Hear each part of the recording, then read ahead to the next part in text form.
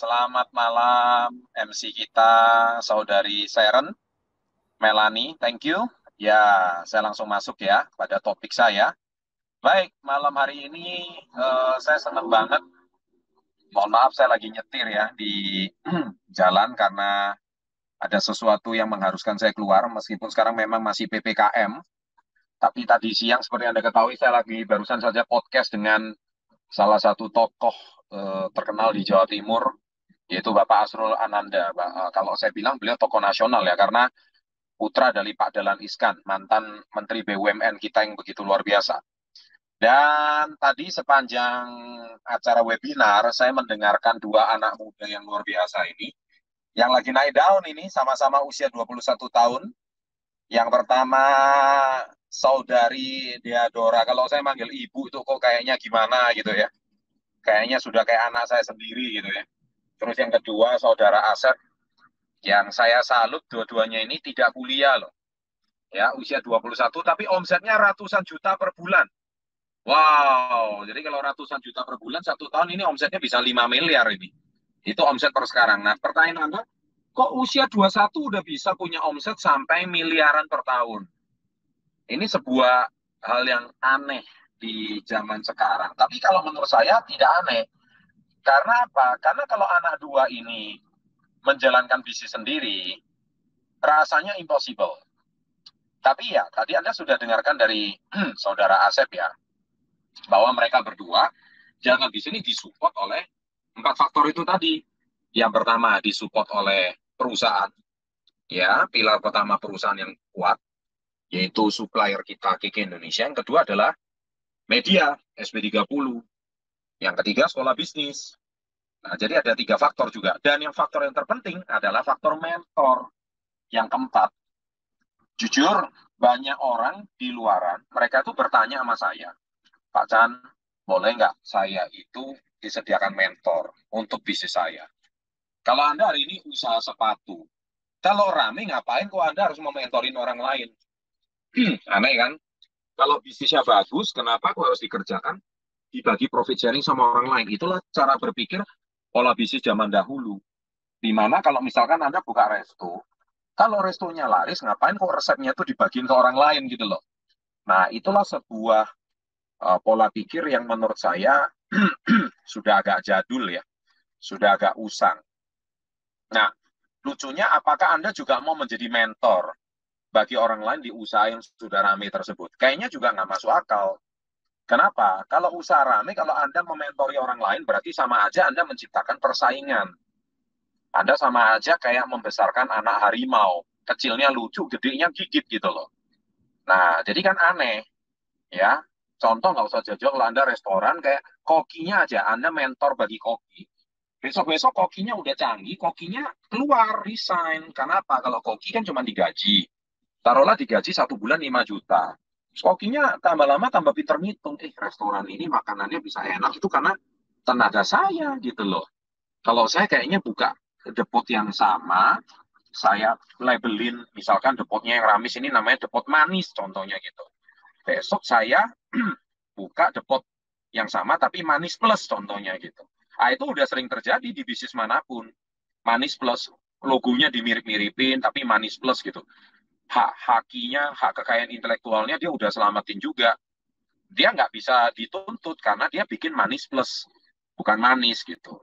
Nah, rasanya kan sama karena itu kokinya depot manis. Akhirnya dia kalau hitung-hitungan, ya satu bulan bisa dapat penghasilan yang jauh lebih besar daripada gaji.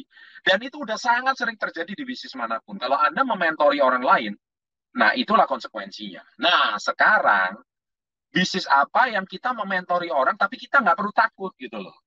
Kita nggak usah khawatir dengan masalah mentorship ini. Anda punya produk yang laris manis. Nah, kayak Indonesia ini kan produknya laris manis. Apalagi di saat pandemi ini kan produknya itu sangat dibutuhkan masyarakat. Contoh kayak vitamin C with zinc. Itu kayaknya di mana-mana dibutuhin deh. Ya, tadi saya barusan ngobrol sama Pak Asrul. Beliau sewaktu sakit COVID, beliau juga konsumnya vitamin C doang. Bahkan sebagai seorang atlet pesepeda, sampai 400 kilometer per minggu, konsumsinya juga vitamin C aja. Nah, bisa Anda bayangkan betapa vitalnya vitamin C itu bagi tubuh.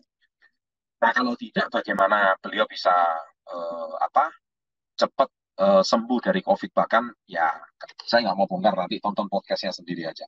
Tapi basically yang saya mau sampaikan di sini adalah mentor. Jadi Anda menjual produk yang laris dan Anda mementori orang lain, tetapi Anda sendiri nggak perlu khawatir ya untuk apa produknya itu kalau misalkan nggak laku. Bahkan mentor Anda bersedia menyediakan waktu 24 jam.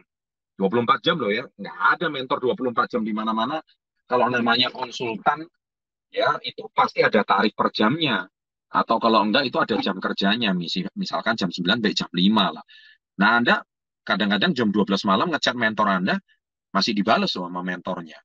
Ya, tapi nanyanya seputar bisnis saja ya, jangan nanya seputar yang lain-lain lah. Ini kan mentor bisnis ya. Kadang-kadang anak-anak muda ini nggak jelas juga. Konsultasi sama mentor jam 12 malam nanyanya obrolan lain gitu loh.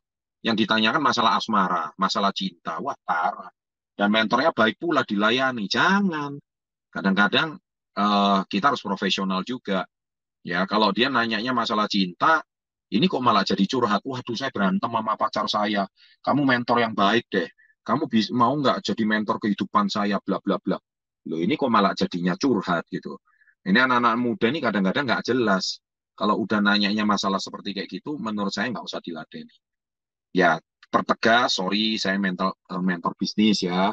Jadi kalau misalkan Anda nanya seputar masalah asmara, eh, sorry, saya nggak bisa meladeni karena saya ini bukan multi-purpose consultant. Multi-purpose consultant itu apa sih?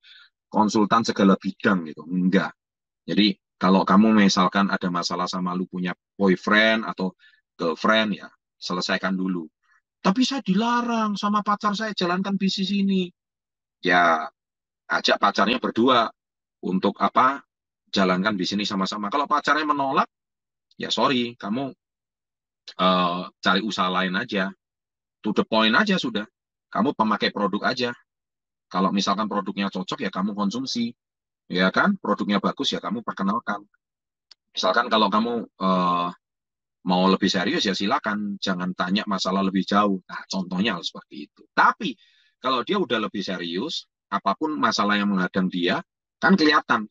Jadi meskipun dia punya masalah sama pasangannya, tapi kalau kita tegas dan dia juga tegas sama pasangannya, akhirnya dia bisa menjadi sebuah solusi. Ya, nggak jarang loh, kadang-kadang anak-anak muda itu dia lebih fokus ke masa depannya daripada pasangannya. Masih pacaran aja loh, kadang-kadang kok repot amat sih. Belum juga jadi suami dan istri. Suami istri aja banyak masalah, apalagi baru pacar. Ya kan, baru pacaran aja udah berantem. Ini dikit-dikit berantem, dikit-dikit berantem. Aduh, pria sama wanita di dunia nggak cuman kamu, boy. Ya, banyak banget. Ngapain sih kok kamu itu bucin banget gitu loh. Ya kan? Nah, jadi kadang-kadang anak-anak muda itu nggak jelas gitu loh. Nah, tapi kalau misalkan mentalmu itu kuat, mentalmu itu tangguh, toh buat apa sih kita punya pasangan? Tujuan kita punya pasangan apa? Saling mendukung kan? Saling menutupi kelemahan kita kan? Saling mengisi kan? Bukan saling menuntut. Kalau saling menuntut bukan namanya pasangan, itu namanya bom waktu. Ya. Nah, ini salah satu tips yang saya bisa bagikan. Nah, jadi kalau misalkan ini problem anak muda, nanti saya mau bahas lebih banyak di CBC lah. Ya, nanti tanggal 21 Agustus. Ya, masalah konflik, masalah hubungan, masalah relationship, itu semua kita kupas tuntas nanti di CBC. Keren banget lah seminar itu. Nanti Anda akan ketemu solusinya. Dari situ, Anda akan lebih paham tentang masa depan kalian. Jadi, terkadang harus cari pasangan yang mendukung. Kalau pasangannya nggak mendukung, susah. Ya, pasangannya maunya menang sendiri. Pasangannya merasa dirinya lebih jago, lebih hebat. Padahal jujur ya, lebih hebat dari segi apa sih? Hebat dari orang tuanya. Mewarisi bisnis orang tuanya. Itu suksesnya orang tua kamu, bukan suksesnya kamu. Belum tentu kamu bisa mewarisi bisnis orang tua kamu secara profesional dan bisnis itu sukses karena kendali orang tua kamu. Kalau orang tua kamu nggak pegang kendali, jangan-jangan bisnisnya nggak sukses juga dipegang sama kamu. Kamu harus menciptakan apa ya masa depanmu sendiri. Kamu harus menciptakan garis dan masa depanmu sendiri. Dan kamu harus menciptakan success story-nya sendiri, bukan success story-nya orang tua kamu gitu. Apalagi zaman sekarang udah sangat cepat berubah, adaptasinya itu harus lebih cepat. Orang tua kamu belum tentu ngerti online gitu loh. Nah, apalagi seperti kayak tadi dengar kisahnya saudara Asep sama saudari Deadora. Bagaimana mereka bisa membangun bisnis online mereka dengan omset ratusan juta? Belum tentu itu paham sama orang tuanya. Apa sih kerjaannya? Cuma di depan HP, kayak main-main aja. Tapi omsetnya ratusan juta. Iya kan? Pelanggannya dari Sabang sampai Merauke, aneh kan? Nah, orang tuanya kadang-kadang mungkin menyepelekan. Nah, jadi kalau seperti ini nggak ngedukung, ya kan? Nah, itu belum apa-apa udah seperti kayak gitu. Diajak komunikasi nggak mau. Ya, itulah saya sering menemui ya kasus-kasus seperti itu. Dan akhirnya apa yang harus terjadi? Harus membuat pilihan. Kamu mau terus, kamu lebih mau menekuni masa depan kamu, atau kamu mau berantem terus sama pasangan kamu yang modelnya kayak tadi. Nah, banyak leader yang sukses. Akhirnya mereka menekuni bisnis ini. Dan ketika dia putus sama pasangannya, dia akhirnya menemukan pasangan yang lebih baik. Yang saling mengisi, saling mendukung. Nah, gimana kamu dapat pasangan lebih baik kalau kamu masih menutup diri untuk dapat masa depan yang lebih baik? Baru pacaran aja udah kayak orang yang apa oh, terikat perkawinan yang sampai gimana? Saya kadang lebay anak-anak sekarang ini ya. Saya sama istri saya aja zaman dahulu nggak seperti kayak gitu gitu. Kadang-kadang ini kalau mau dibahas ya bisa satu sesi sendiri. Makanya saya nggak mau bahas. Kenapa kok saya tiba-tiba bahas masalah pasangan? Ya kan? Ya itulah saya juga pernah bahas itu di buku saya juga ya. Jadi memang eh, buku saya tersebut juga membahas masalah hubungan.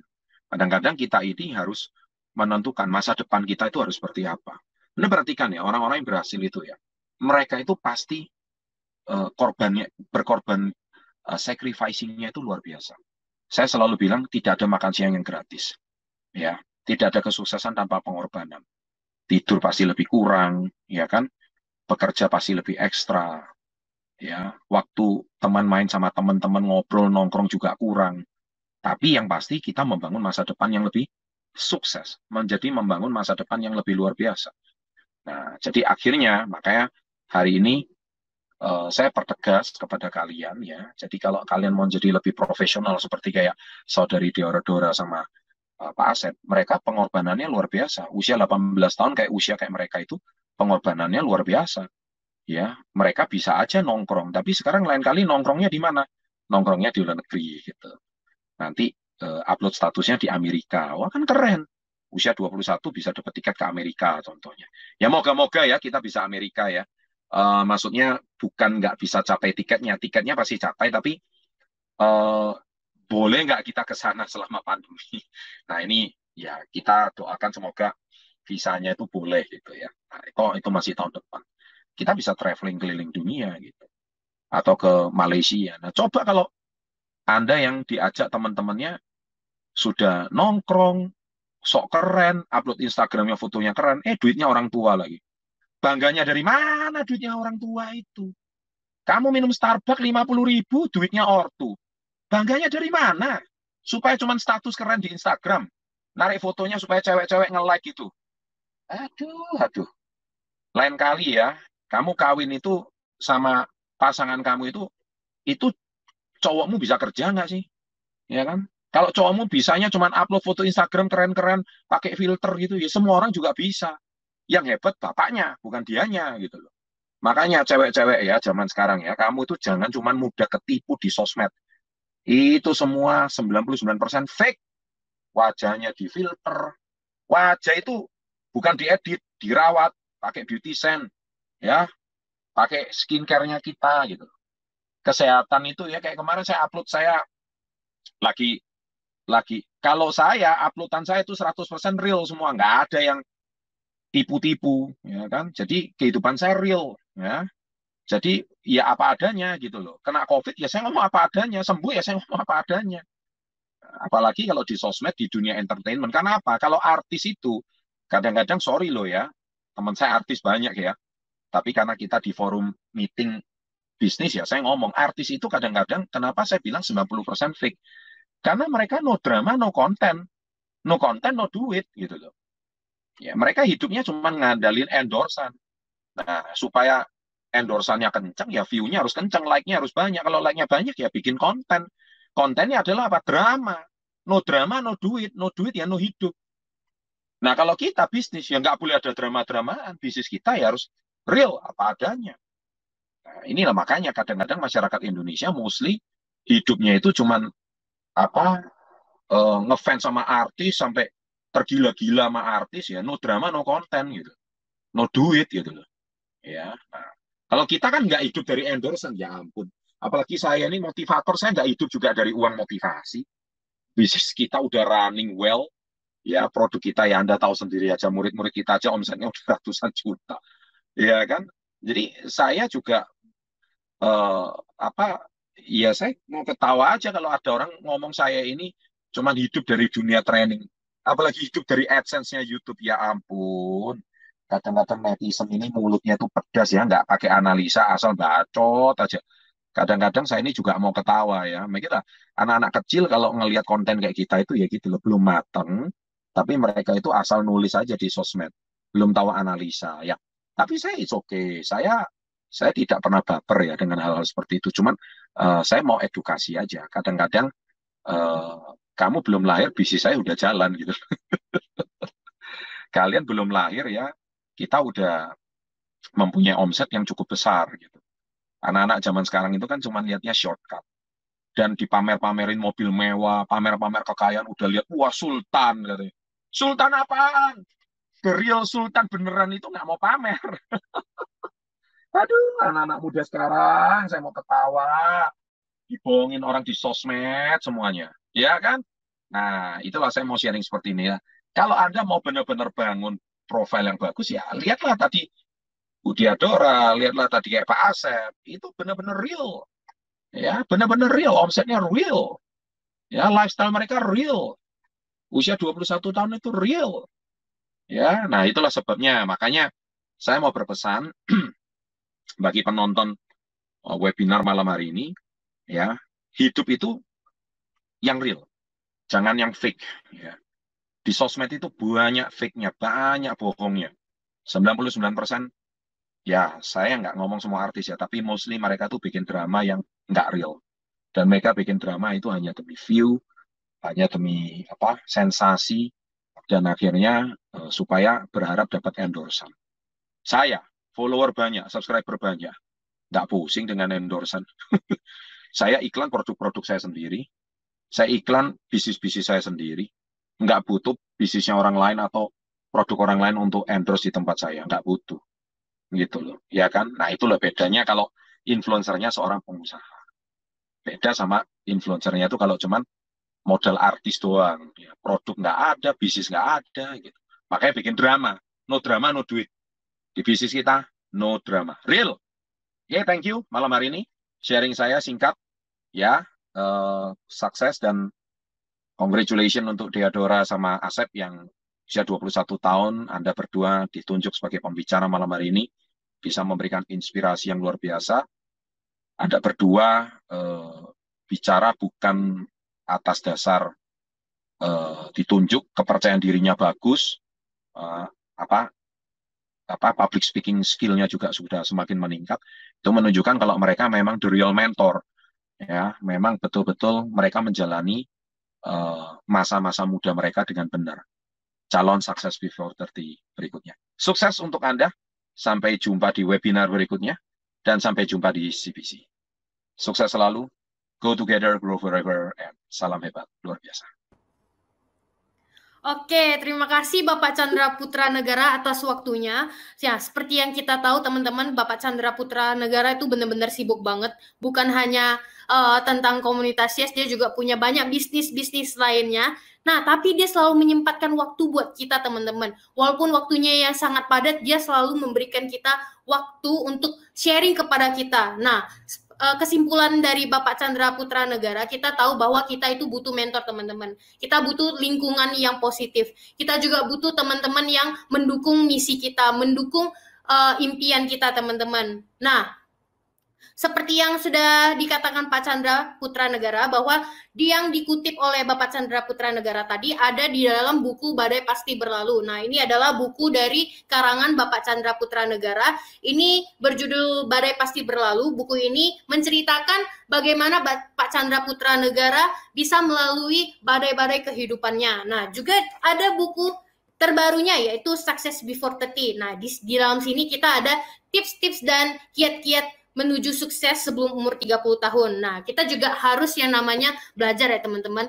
Kita udah dapat peluang bisnis yang bagus, kita juga udah dapat produk yang bagus, kita juga harus memiliki mentor, kita juga harus input otak kita agar mindset kita bagus dengan buku-buku yang sangat berkualitas. Nah, ini kita dapat bukunya dari yang dikarang oleh Bapak Chandra Putra Negara. Kalian kalau mau beli, kalian bisa hubungi mentor kalian atau hubungi orang yang mengundang kalian. Nah, keren sekali dan terima kasih buat teman-teman yang udah ikutin webinar pada malam hari ini. Walaupun banyak sekali halangan, kita nggak bisa offline, tapi kita tetap bisa sharing melalui online, teman-teman. Terima kasih juga buat speaker-speaker kita yang luar biasa, Pak Bu Deodora dan juga Pak Asep, dan juga testimoni pada hari ini Bapak Rahadian, dan terima kasih untuk Pak Chandra Putra Negara sudah menyempatkan waktunya yang sangat luar biasa dan berharga banget buat kita teman-teman. Nah, usai akhir dari webinar pada malam hari ini, saya Seren Melani izin undur diri, mohon maaf jika ada kesalahan kata, dan terima kasih banyak sudah menyempatkan diri kalian untuk ikut webinar pada malam hari ini. Salam hebat luar biasa teman-teman.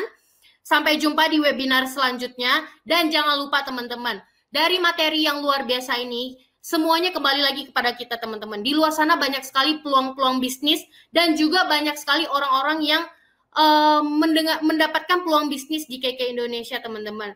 Tapi kembali lagi kepada kita teman-teman. Kita yang memutuskan kehidupan kita 5 tahun ke depan. Nah, contohnya seperti Pak Asep dan Bu Deodora. Kalau dia memutuskan untuk berkumpul dengan teman-temannya, senang-senang, tetap di zona nyamannya, mungkin dia sekarang tidak seperti ini teman-teman. Nah, kembali lagi kepada teman-teman, bagaimana kalian mau mewujudkan impian kalian. Nah, terima kasih teman-teman, salam hebat luar biasa dan selamat malam.